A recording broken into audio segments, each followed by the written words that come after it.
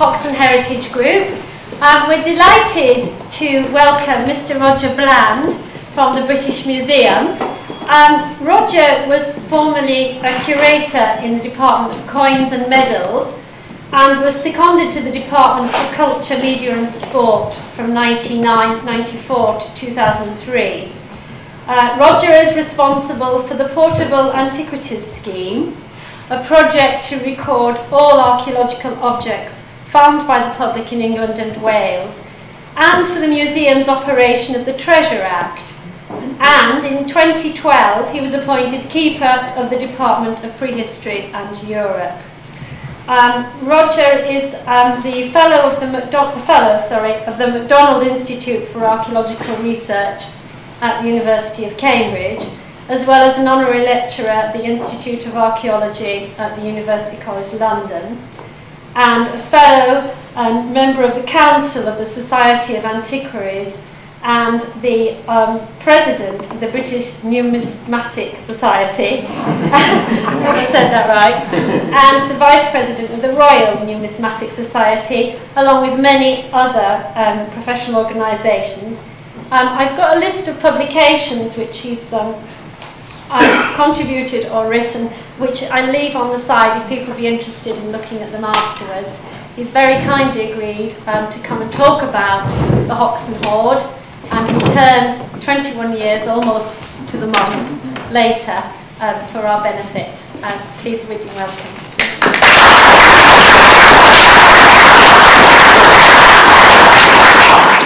Well, thank you very much, Sue. Can I just test the level of this? Is this audible at the back? Not quite. Not quite. Okay, is that better? Right. Okay, thank you. Well, thank you very much. It was a bit like This Is Your Life, having your past flashing in front of your eyes. But the piece of the past I remember best coming back here, actually, was, as Sue said, it was just 7 weeks under 21 years ago, November 1992, when this hit the front page of the Sun newspaper, and I don't suppose Hoxne's been on the front page of the Sun newspaper too many times since.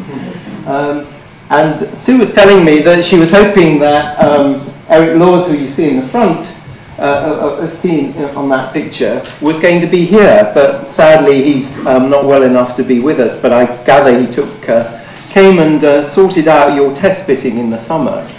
So I'm very glad to know that he's still with us.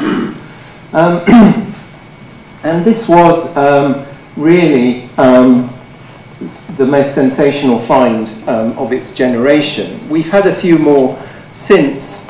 Some people might have heard of the enormous hoard of Anglo-Saxon gold, the Staffordshire hoard from 4 years ago. But I'm a specialist in the Roman period, and I still think this was the best treasure that's come up. And it even inspired this cartoon. There we are. It's very topical, isn't it? I expect they're still thinking of trying this today, but it will be George Osborne and David Cameron instead of John Major and Norman Lamont. And there was pages about it inside the newspaper. This is my colleague Catherine Johns, who's the great expert on Romano British jewellery, who studied and catalogued all the finds at the British Museum. It was brought up, I think, the day after it was excavated, and I'll come back to that in a minute. And there was a very hastily staged press conference for it at the British Museum. Here's the Sun's own reporter trying a bit of metal detecting on the banks of the River Thames. And this story on the next page is the sort of story that makes archaeologists' teeth really grind, telling you where to go to find treasure, which and I think that when newspapers like The Sun report this sort of story, it's not going to give the messages that archaeologists probably would like to convey. But so what exactly was there in the hoard? And what was it that caused all the excitement about it? Well, I hope you'll forgive me for highlighting these at the beginning. My background is as a specialist in coins, and this is still the biggest hoard of gold and silver coins ever found in this country by a very long way. 580 gold coins, just under 15,000 silver coins. It really was a massive store of wealth. And it was all found by Eric Laws, who we saw on the front cover while looking for this, which was Mr. Watling, the tenant farmer's hammer, which he did also find, and we also have that in the British Museum as well.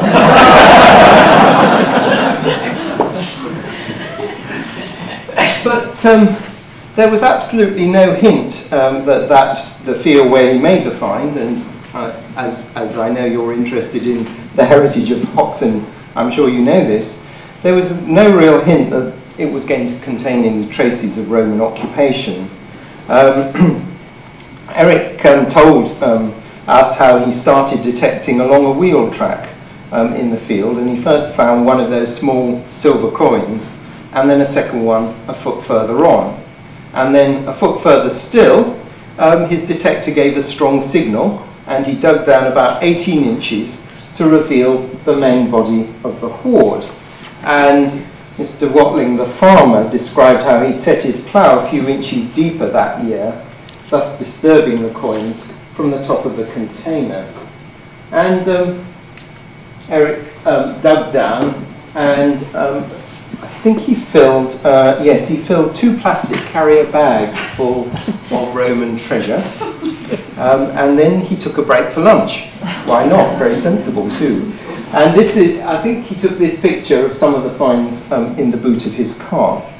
After lunch, he showed his finds to Pete Watling, the farmer, and they agreed that this was really something quite special, and they reported it to the authorities, and it was the land agent of Suffolk County Council, as I understand it, who was able, because Suffolk County Council operated a model of County Council archaeological service, and I'm glad to say they still do, they were able to call out the archaeologists from the Suffolk Archaeological Unit, who came out the next day to excavate what was left in the ground. As I say, Eric had filled 2 carrier bags full of finds, but the bulk of the discovery was still left in the ground. And the excavation, it was done, obviously you can imagine, you wouldn't really want to leave a hole with several thousand gold and silver coins and items of jewellery uncovered for very long in the middle of a field. So it was a priority to move very quickly. And this was the excavation the following day took place. And here we see these are some of the gold bracelets. These are the bracelets here as they were found in situ in the soil.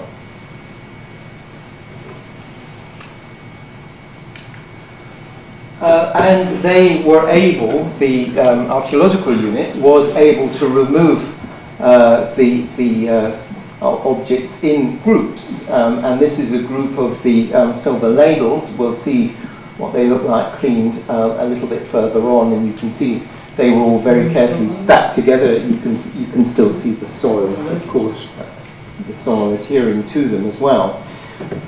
And that excavation, as I say, it was done very quickly. It was done in a day, but it was of crucial importance for our understanding of the find. Here is some of the. This shot shows some of the silver bowls from the hoard with a straw packing that still survived within them.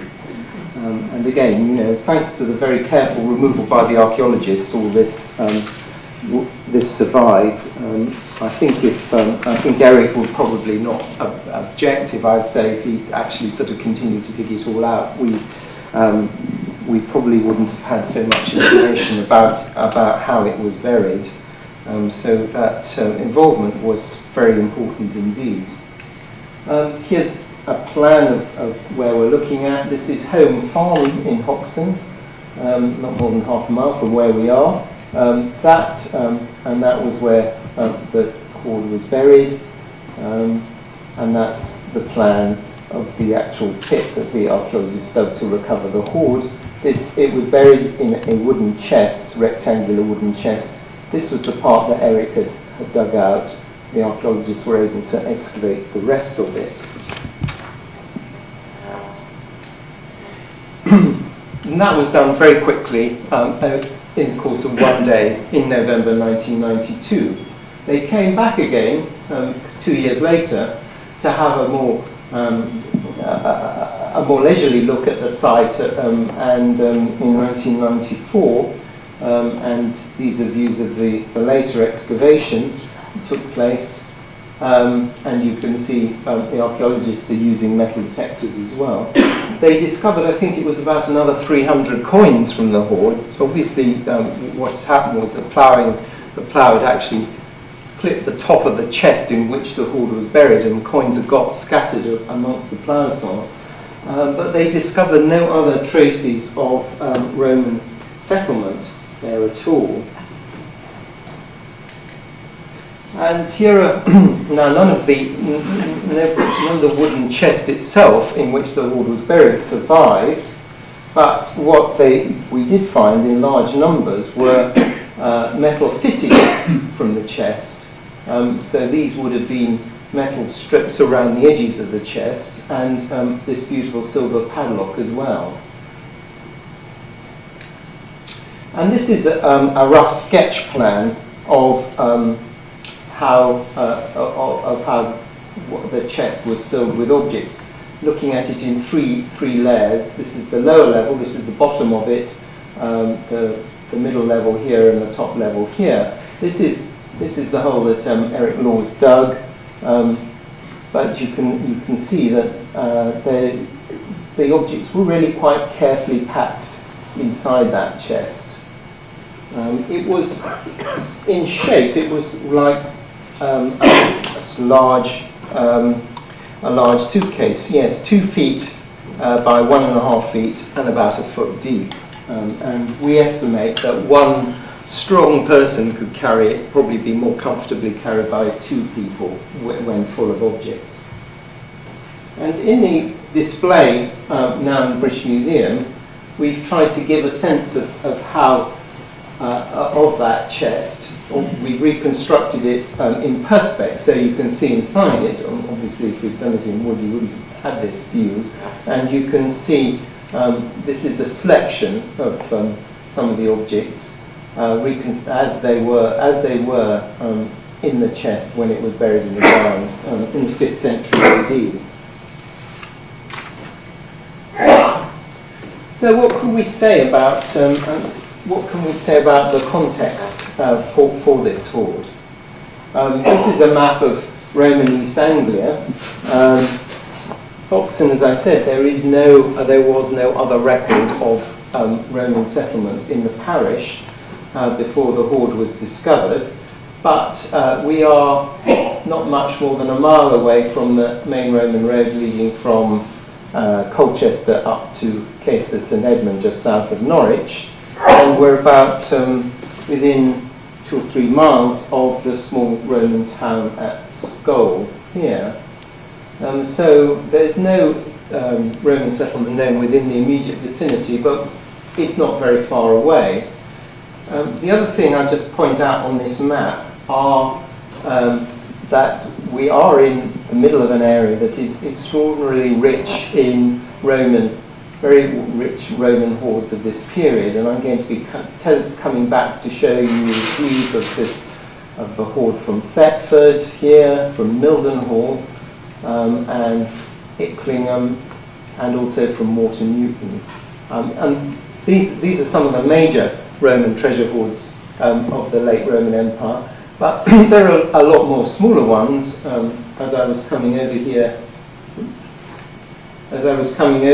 from Cambridge this afternoon, I think within about 5 miles of here I drove past Burgate, that produced a hoard like a miniature version of Hoxne,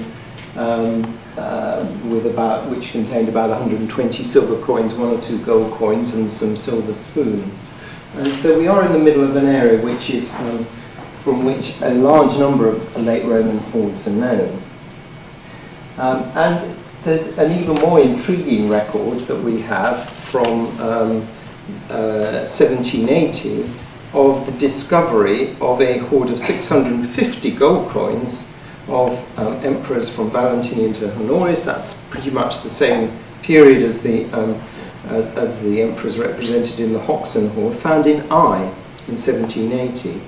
Unfortunately, it is only the very briefest of records, and we don't know where any of those coins are today. But that is a very tantalizing reference, because that would have been the largest hoard of gold coins of the Roman period known from Roman Britain, and it is within 2 or 3 miles of Hoxne. And it would be lovely to know more about it, and particularly to know where exactly it was found, but unfortunately we just don't have that information. So, as I've described, the hoard was found by Eric and then excavated by the Suffolk County Council Archaeological Unit. And it was clear very early on that it was likely to be treasure trove. The laws changed since 1992, but under the law that we had at the time, objects had to be made of gold or silver and to have been deliberately buried with the intention of recovery to qualify as treasure trove, and then if they did, they became the property of the state. They were offered to museums to buy, and the finder and the landowner was eligible for a reward. It was the duty of the British Museum to write a report on these finds for the coroner, who would hold an inquest to decide whether they met the criteria of being treasure trove.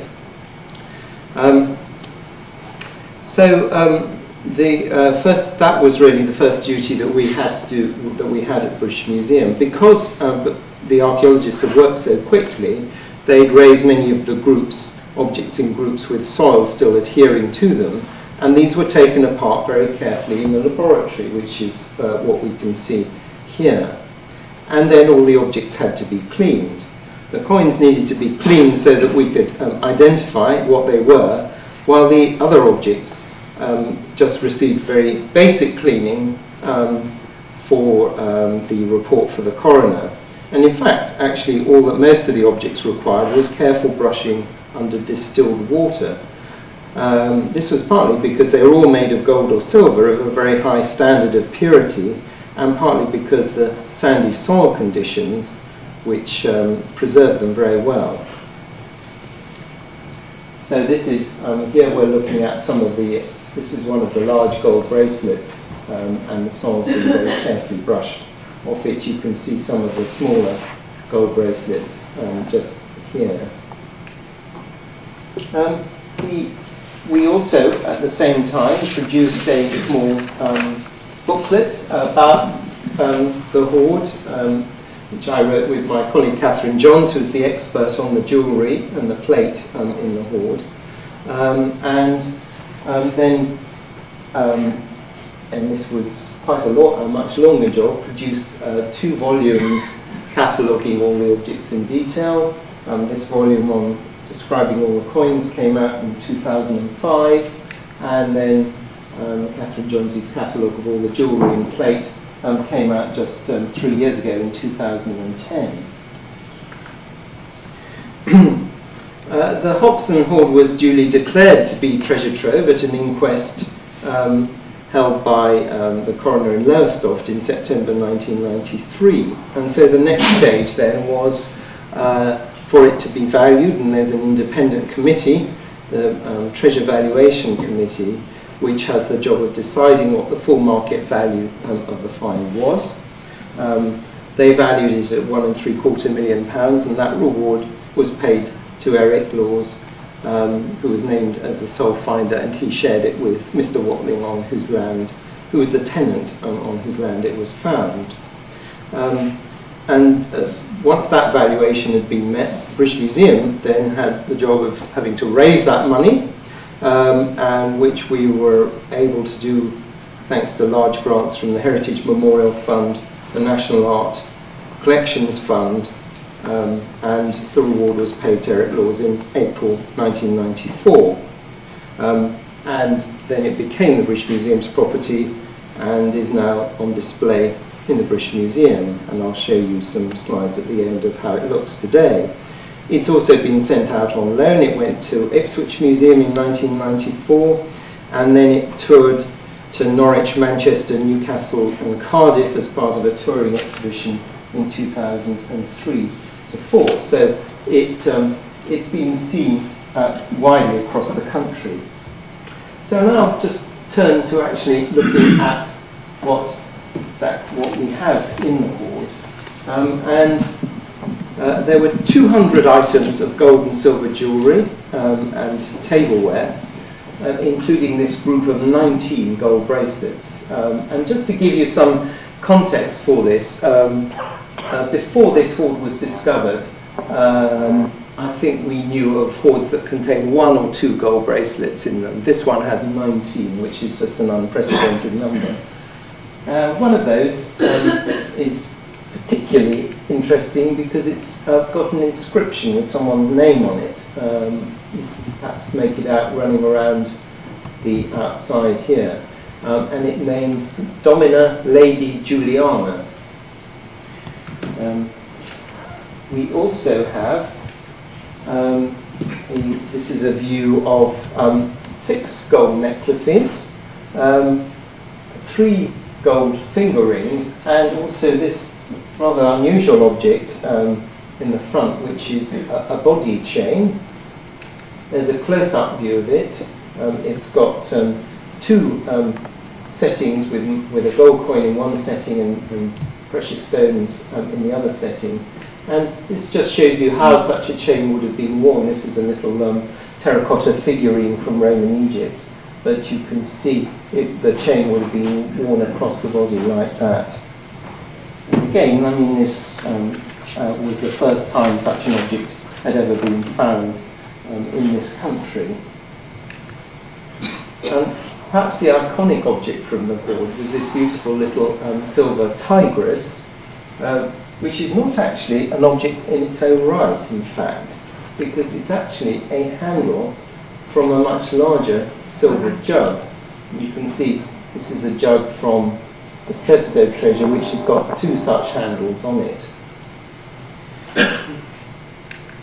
And then we also have this group of 4 pepper pots, including probably the best known one, which has a figure of a Roman empress. Probably we think this is Helena, who was the mother of Constantine the Great.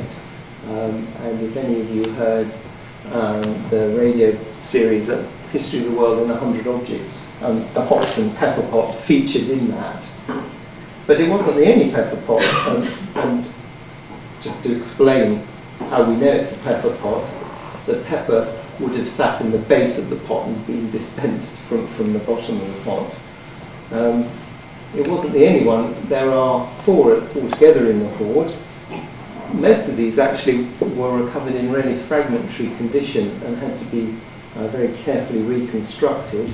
But we have one in the form of a goat over here, and one with the ancient Greek hero Heracles with Antaeus, wrestling with Antaeus on the back.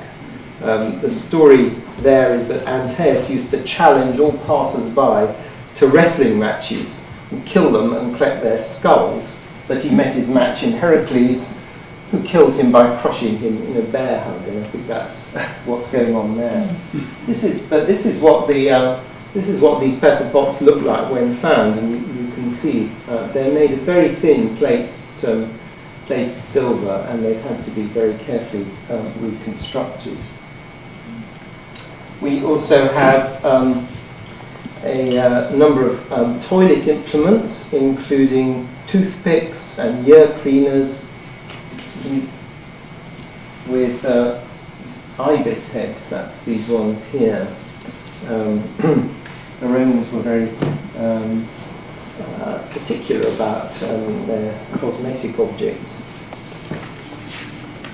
And then there is a group of silver bowls. These are quite plain in design. This is actually from when they were on display in the British Museum. These weigh half a pound of silver each. Four on the four on the outside, and then a larger one in the middle weighing about a pound. The biggest the biggest component of the jewellery and the plate there consisted of silver spoons and ladles. And these are very fine gilded ladles with beautiful pattern, with beautiful designs on them. I'll just point out those two up there. This is a close-up view of them. They've got the head of the sea god Oceanus on them. And the quality of the workmanship is really superb. We also have 78 silver spoons in the hoard, which is doubles the number that had hitherto been found in Roman Britain. So it really was an extraordinarily large assemblage of them. And these two sets of 5 spoons are particularly interesting because they're inscribed with someone's name, a man's name, Aurelius Ursicinus. And this close-up view shows the inscription a little bit more clearly. It's on the bowl of these ones here, or Ursicini of, belonging to Aurelius Ursicinus, and then it's on the stem of that spoon there. In fact, there are 7 different names inscribed on various objects in the hoard. We already saw the gold bracelet with Juliana's name, but the name of Aurelius Ursicinus appears much more frequently than any others, and he's a very strong candidate for having been the owner of the hoard. Frustratingly, though, we can't identify him with a known historical personage. There's some other quite interesting names as well. There are these 2 very finely decorated silver vessels, and one of these 2 vessels has another name around the band. It's the band up here, the name of Eucherius, and this name is very close to a name that occurs on the back of a couple of silver dishes from the Mildenhall treasure, about 30 miles to the west of Hoxne, which is also in the British Museum. It's on the back of these 2 Bacchic dishes here. There is a name that is not quite the same, but it's very similar. It's Eutherius. And we do wonder whether they could be one and the same person, which would be very interesting if that were really the case. Eutherius owning these 2 dishes found in the Mildenhall treasure, and Eucherius owning that silver vessel from Hoxne. We'll probably never be sure whether they really are one and the same, but they're unusual names. And those silver jugs, which, I'll just go back to them here, are themselves quite similar to that jug there, which was found in this treasure of Christian silver from Water Newton, which is a little bit further west still, just near Peterborough. So you can see the pattern that we've got of these hoards of late Roman precious metal objects from across this part of East Anglia. There's another parallel too with another one of these East Anglian treasures, the Thetford treasure, and you can see this is a view of some of the objects from the Thetford treasure, and you can see gold bracelets, very similar to gold bracelets that we saw in Hoxne, and also gold necklaces too, which closely parallel those in Hoxne. There's one very interesting difference, though, with Thetford, because that contains objects with pagan references, especially to the cult of the god Faunus, and there are no Christian symbols at all on any of the objects, unlike Hoxne, which has a number of objects that have Christian symbols of them. So it looks as though the Hoxne hoard must have belonged to a wealthy family of this period, and in fact it's very large, but the objects are typical of the sort of wealthy valuables that we'd expect a very well-to-do family might have had. And it's quite likely possible that their interests extended much beyond Britain. We know that wealthy families of this period, we're looking at the very end of the Roman period in Britain, could have owned land across many bits of the Roman Empire, not just in Britain. And then just before we leave late Roman treasures, here's a view of the whole of the Mildenhall treasure. This consisted just of these wonderful silver plates and bowls, and then again a few spoons down here. And the two plates with the name of Eutherius on them are those two there. So that was those are the main items of gold and silver jewellery and plate in the hoard. What about the coins? There are over 15,000 of them, 580 in gold and 14,500 in silver. What sort of wealth does this represent?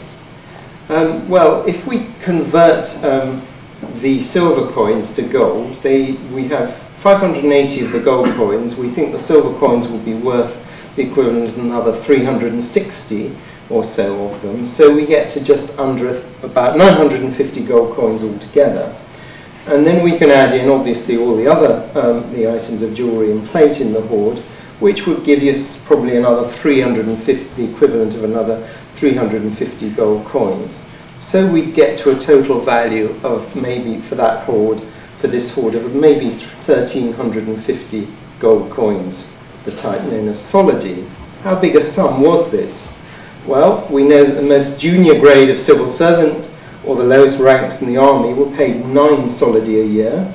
A doctor or a professor might receive 60 to 70 solidi, and the governor of a province could expect 400 solidi a year. So this is therefore the equivalent of 3.5 years' pay for one of the most senior officials in the whole of the Roman Empire, the governor of a province, which makes it look like a very substantial sum indeed.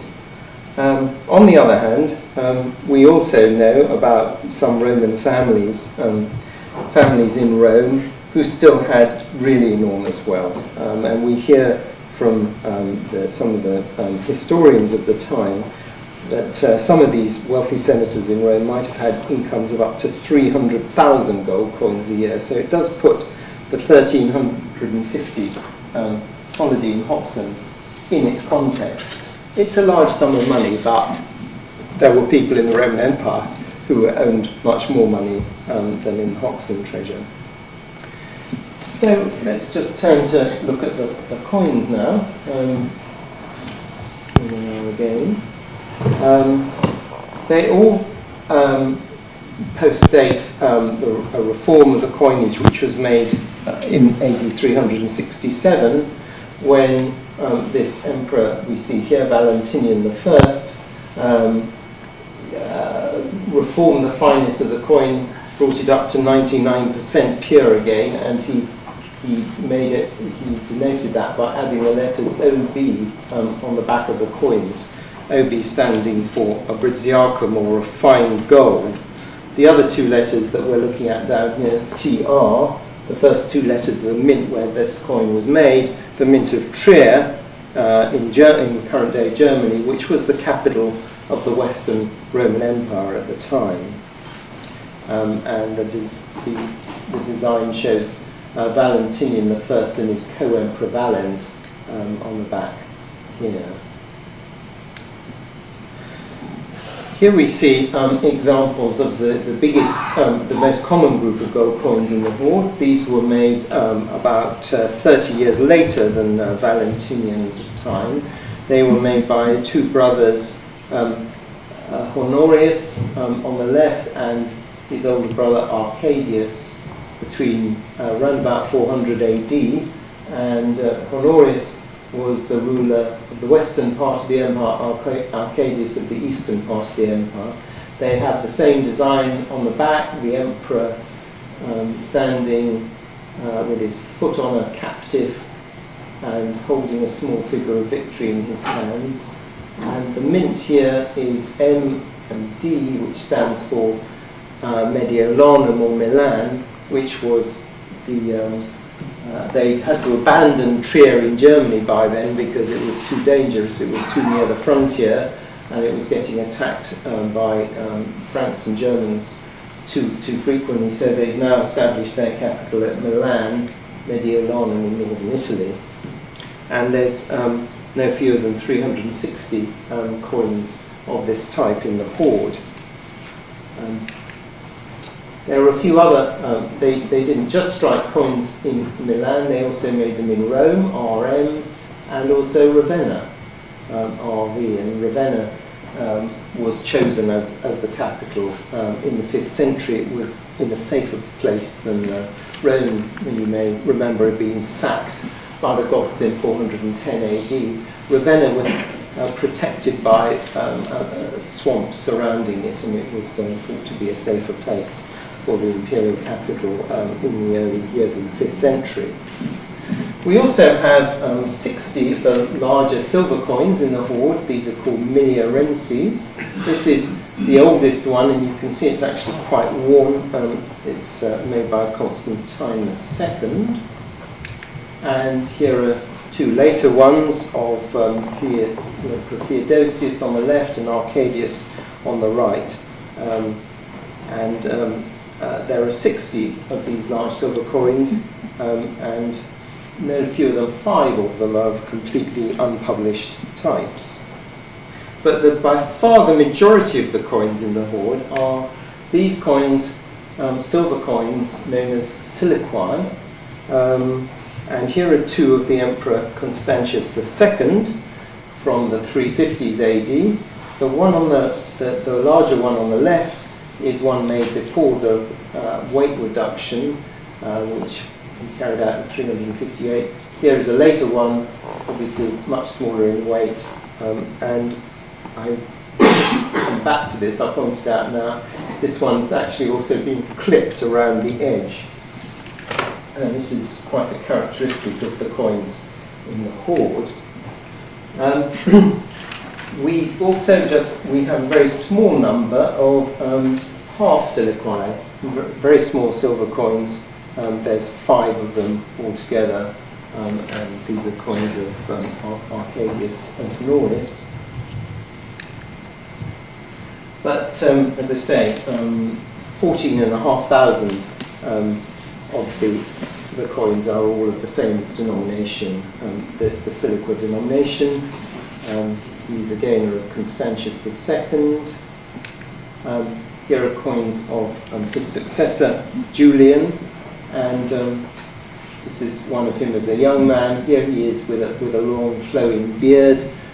Julian actually was something of a rebel.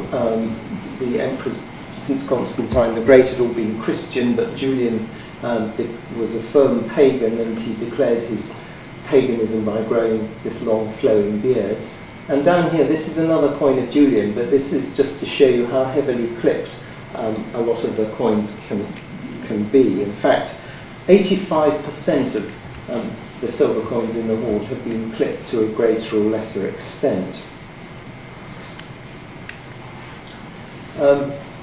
This is a big issue of the silver coins were made in the names of 3 emperors, the 2 brothers, Valentinian I and Valens, and Valentinian's son Gratian between 375 and 379.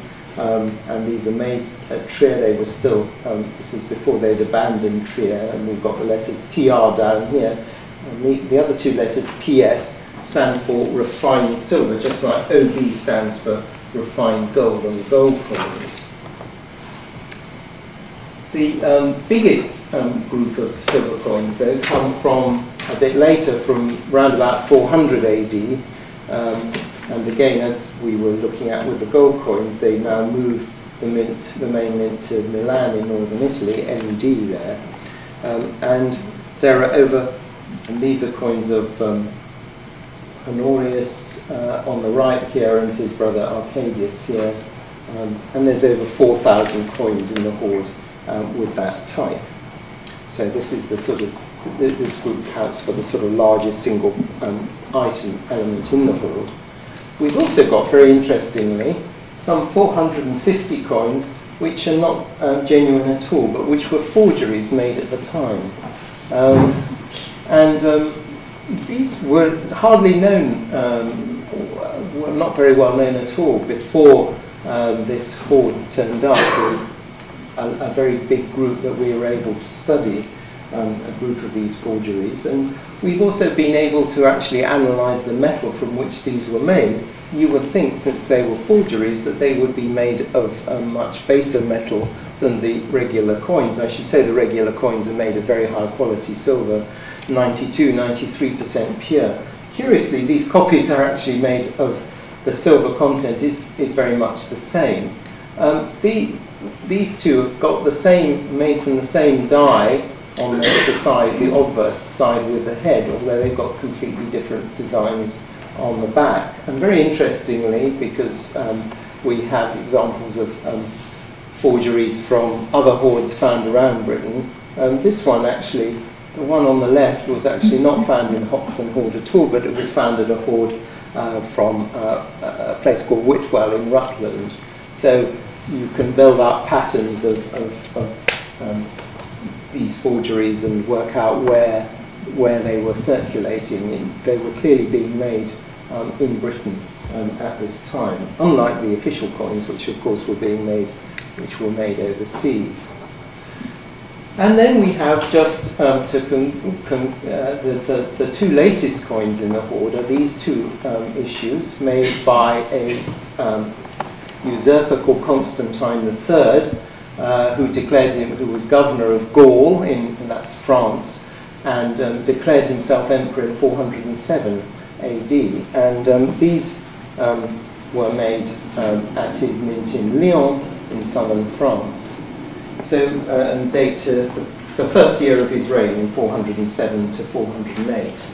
So these are the two coins that enable us to say that the hoard must have been placed in the ground sometime after 407 AD, which is also the period when the Romans effectively abandoned control of Britain.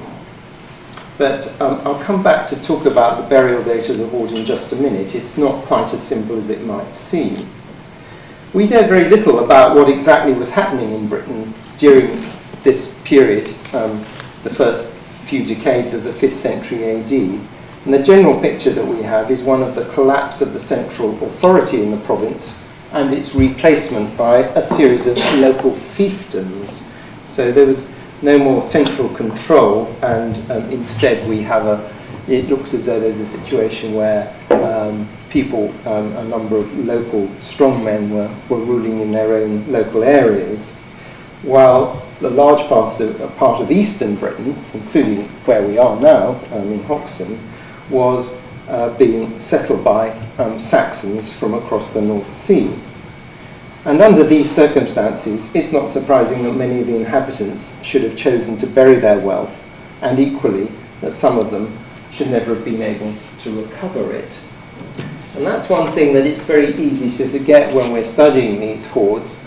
The ones that we know of today is only probably a very small part of the total number that were originally buried at the time. We only know of the unsuccessful ones, the ones whose owners were never able to come back and recover them again. And one of the few accounts that we have of the burial of a hoard, and as you can imagine, we don't have any accounts from the Roman period of people burying hoards, comes from the diary of this man, Samuel Pepys, in the 17th century. In June 1667, Pepys wrote in his diary, and he was living in London at the time, he wrote in his diary that there was a general panic because the Dutch fleet had sailed up the Medway and destroyed some of the forts there and was threatening to sail up the Thames to London. And he decided to conceal what wealth he could lay his hands on in his family estate at Brampton in Northamptonshire. And he sent his father and his wife to Brampton by coach with a bag containing some £1,300 in coins. And he sent on another 1,000 gold pieces by special messenger, and then he came himself with another £300 worth. There these objects, there all his wealth was, buried in the grounds of his father's house in Brampton in Northamptonshire. 6 months later, the panic had died down, and he decided it was safe to try and dig it up again, but it wasn't quite as easy as he thought it was going to be. What he didn't have was what Eric Laws had, which was a metal detector. His wife he says in his diary, his wife gave me so bad an account of her and my father's method of burying our gold that it made me mad, and she herself is not pleased with it, she believing that my sister knows of it. My father and she buried it on a Sunday when they were gone to church, in open daylight in the midst of the garden, where for aught they knew many eyes might see them, which put me into trouble. And I presently cast about how to have it back again and secure it here, the times being a little better now. So he went out at night with a lantern to try and get it back. But they could not justly tell me where it was, and I began to fear that it had all been, that I began to fear the worst, but by poking with a spit, I at length located it not half a foot under the ground. He's dug away frantically, but succeeded merely in scattering the coins in the grass and the loose earth. Finally, coins, dirt and all, were raised and washed, and to his great annoyance he found himself about 100 pieces short. Fearing the neighbours might have observed him and come searching on their own account, he and his servant sieved through the earth until they'd recovered another 79 coins. So he was still over 20 coins short, and if someone were to go back to that place with a metal detector today, I often wonder if they would find those 21 coins. But the account makes several very interesting points. It shows that Pepys buried his wealth because of the imminent fear of foreign invasion, and that he chose to bury it in as safe and secluded a place as he could find at his country estate, and not at his London home. And it finally shows that he had great difficulty in recovering it, and indeed he did not succeed in getting all the coins back. No doubt these factors would have been the same in Roman times. If we were to find today the 20-odd coins that he never succeeded in digging up, we'd have no idea that they might merely represent a tiny part of what was originally a much larger hoard, if it weren't for the account in his diary.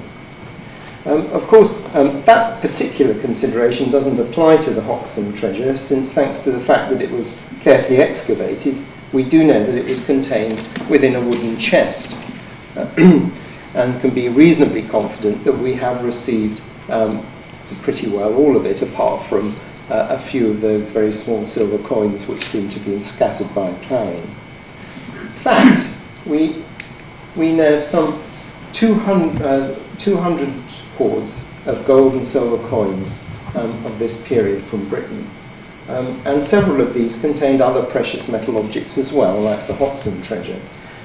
And in addition, we have hoards of gold and silver objects like the Mildenhall treasure and the Thetford treasure, which are not known to have contained any coins. This map shows the distribution of all coin hoards buried later than 394 AD, from the very latest period of Roman Britain. And although hoards are found across England, you'll notice there are none at all from Wales. There's only one from Cornwall in the southwest, and hardly any in the northeast as well. the great majority, there's a few in Yorkshire, but the great majority come from south and east of a line from the Humber down to the Severn estuary. And it's another very curious feature of coin circulation at this time, that with a very few exceptions, hoards of silver coins are only found in two areas: Britain, which we've seen, from which we know of some 200, and one other part of the Roman Empire, which is Romania, from which we've got a little group of about 20 coins. Otherwise, the hoards of silver coins are extraordinarily rare across the rest of the Roman Empire.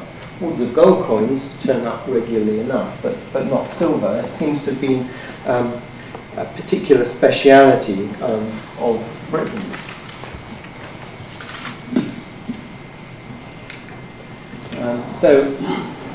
This is just comparing that map of the hoards that sit on the left with another map that we can produce now. We couldn't have done this 20 years ago because the information just wasn't available. But this is a map showing single finds of silver coins and silver and bronze coins of the same period as the hoards. And you can see that the distribution is really quite similar to the distribution of the hoards.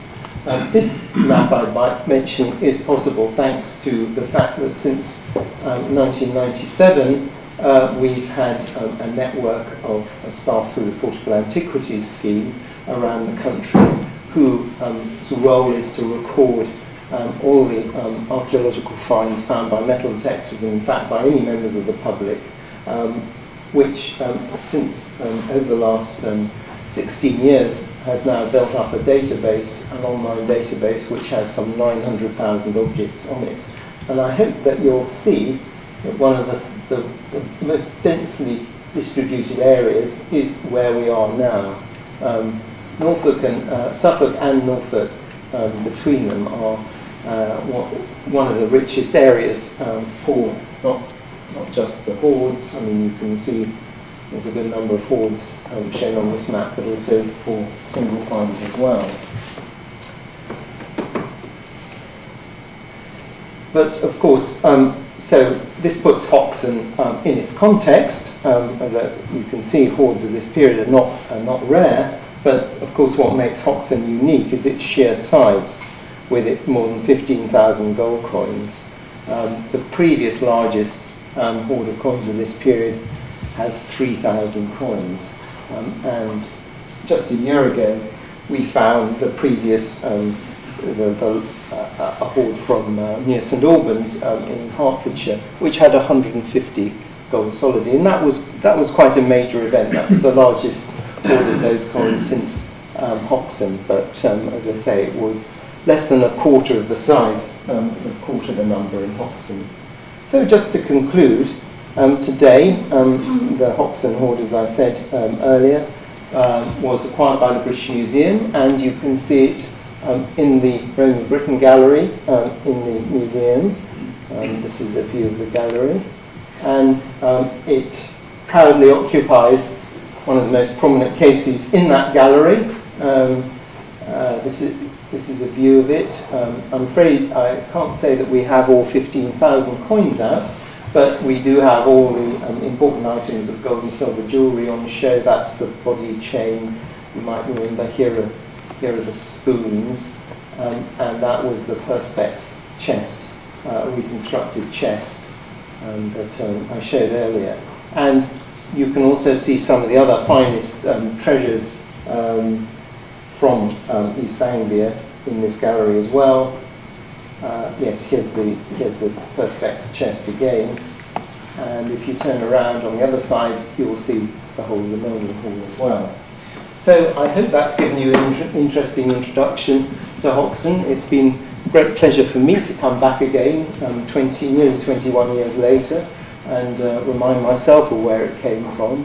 And we actually, I can say, we have just initiated a major research project which will be trying to look at all these hoards that we know of from Britain, over 2,800 altogether, and particularly to look at not so much cataloguing all the individual objects in them, but to look at where they were found, where they were buried in the landscape, and can we draw any conclusions about particular areas of landscape. And it's very interesting on my way here to remind myself actually where this hoard was buried.